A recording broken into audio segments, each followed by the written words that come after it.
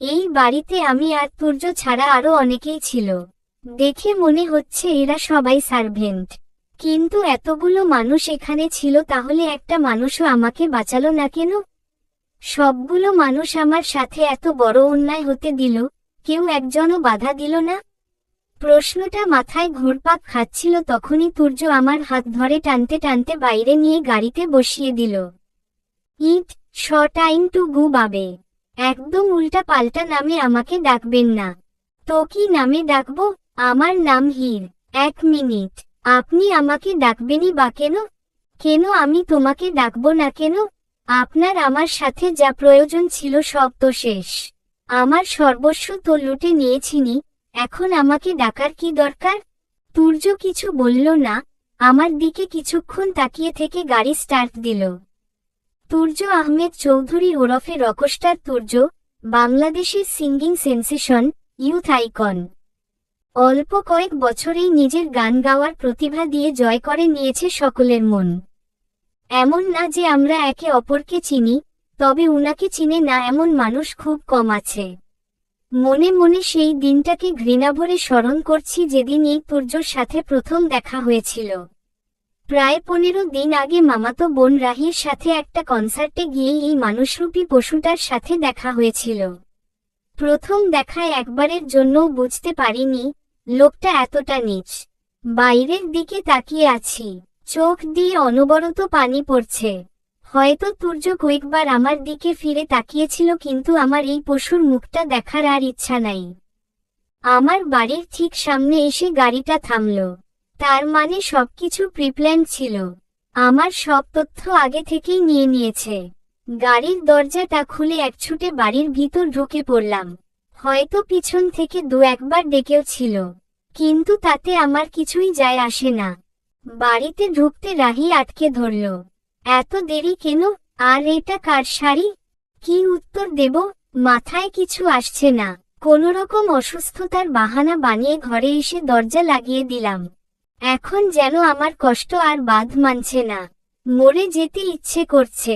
নিজেকে অপবিত্র মনে হচ্ছে। গায়ের শাড়িটা টেনে খুলে আগুন লাগিয়ে দিলাম। কেন এই কাজটা করলাম জানি না, কিন্তু মনে হচ্ছে শাড়িটার জায়গায় তুর্যকে জ্বালাতে পারলে অনেক শান্তি পেতাম। ওয়াশরুমে গিয়ে ঝর্ণার নিচে বসে কাঁদছি আমি। আজকে আম্মু আব্বুর কথা ভীষণ মনে পড়ছে। আজ আম্মু বেঁচে থাকলে আমার মনের কষ্টটা একটু হলেও বুঝতো, সবটা তার সাথে শেয়ার করতে পারতাম। মামা মামি, রাহি, রায়ান সবাই অনেক ভালো, কিন্তু মা তো মাই হয়। রায়ানের কথা মনে পড়তেই আরো জোরে কান্না পাচ্ছে। কি থেকে কি হয়ে গেল? মানুষটা আমাকে কত ভালোবাসে আর আমি কি না। ছি, নিজের উপর নিজেরই ঘৃণা হচ্ছে। যদি রায়ান সবটা জানতে পারে, তখন কি হবে? রায়ান কি আর আমাকে মেনে নেবে? হ্যাঁ, মেনে নেবে। রায়ান আমাকে অনেক ভালোবাসে, কিন্তু এটা তো রায়ানকে ঠকানো হবে। আমি কিভাবে রায়ানকে ঠকাবো? আর ভাবতে পারছি না। কাঁদতে কাঁদতে হিচকি উঠে গেছে। জানি না কত সময় ধরে এভাবে কাঁদছি আর ভিজছি।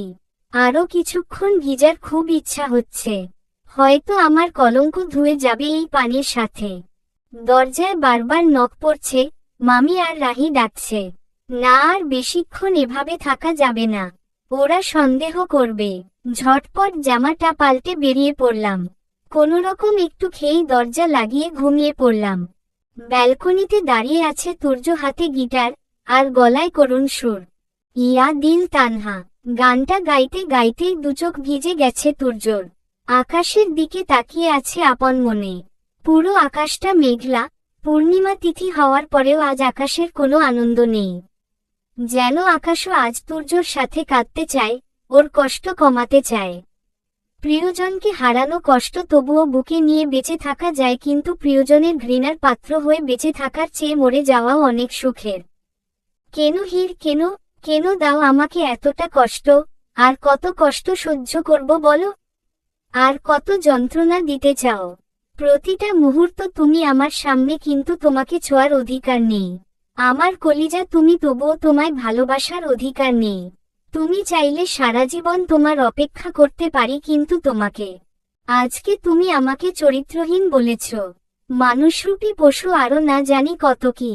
তুমি আমাকে যত পারো ভুল বোঝো, তবুও আমি কিছুই বলবো না। আচ্ছা হীর, একটাবারও কি আমার কথা তোমার মনে পড়ে না? একটাবারও কি আমার কাছে আসার জন্য তোমার মন ছুটে যায় না? বলো না হীর, প্লিজ বলো। কথাগুলো বলতে বলতেই তুর্য কান্নায় ভেঙে পড়ে। তখনই বৃষ্টি শুরু, ঝুম বৃষ্টি।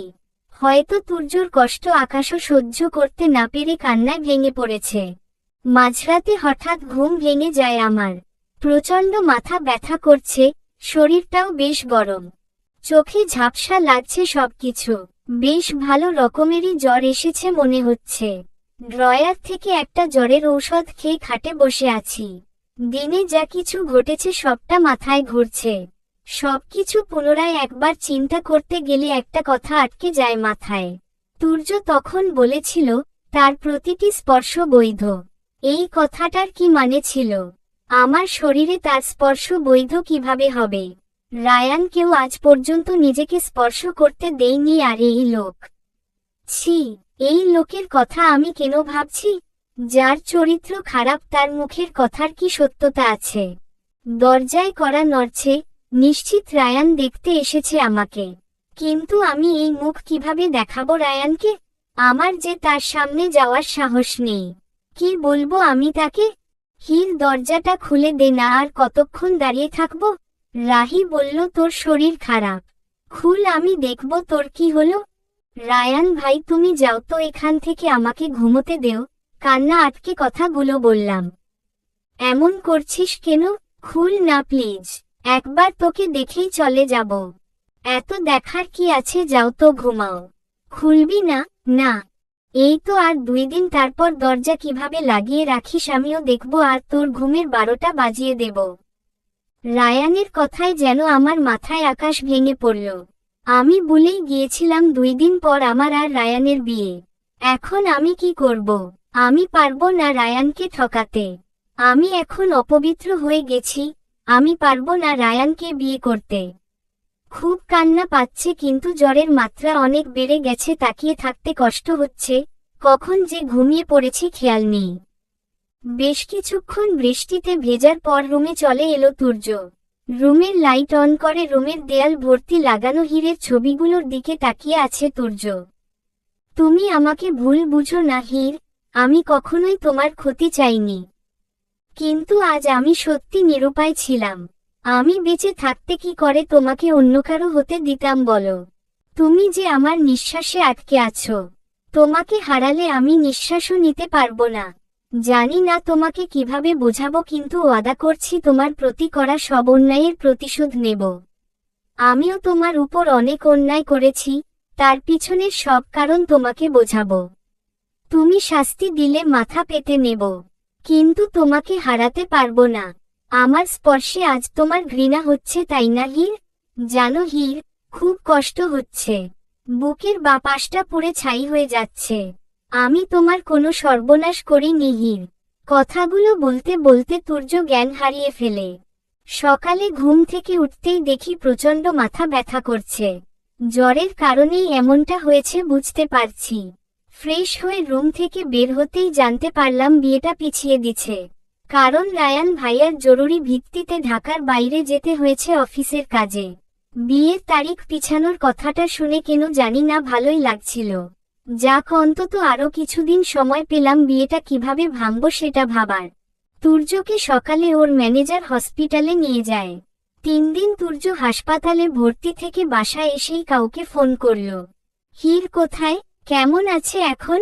আমি নিরুপায় ছিলাম, জানি আমার অপরাধী, ক্ষমার যোগ্য নয়, কিন্তু হীরকে বাঁচানোর জন্য আমি সব করতে পারি। আমি দেখছি ব্যাপারটা। আজ 7 দিন হয়ে যায় কলেজে যাই না, কিন্তু আজ কিছুতেই বাড়িতে থাকতে পারলাম না। মামি আর রাহির চাপে জোর করে কলেজে পাঠিয়ে দিল। অন্যমনস্ক হয়ে ক্লাসরুমের বারান্দা দিয়ে হাঁটছিলাম, তখনই কেউ আমার বাম হাতে হেঁচকা টান দিয়ে একটা খালি ক্লাসরুমে নিয়ে গেল। গঠনার আকস্মিকতায় আমি পড়ে যেতে নিল, আমাকে বুকে জড়িয়ে নিল সামনে থাকা লোকটা। লোকটা আমাকে এত শক্ত করে ধরে রেখেছে যে আমার নাক বন্ধ হয়ে রয়েছে, নিঃশ্বাস নিতে কষ্ট হচ্ছে। কোনো উপায় না পেয়ে শরীরে যত শক্তি ছিল সব দিয়ে ধাক্কা দিয়ে সামনে থাকা লোকটাকে সরিয়ে ঠাস করে গালে একটা চড় বসিয়ে দিলাম। সামনের লোকটাকে দেখে আমার হাত পা কাঁপা শুরু হয়ে গেল। তুর্য আমার সামনে দাঁড়িয়ে আছে, অগ্নিচক্ষু নিয়ে, যেন এখনই চোখ থেকে আগুন বের হবে আর আমি জ্বলে যাব। চলবে।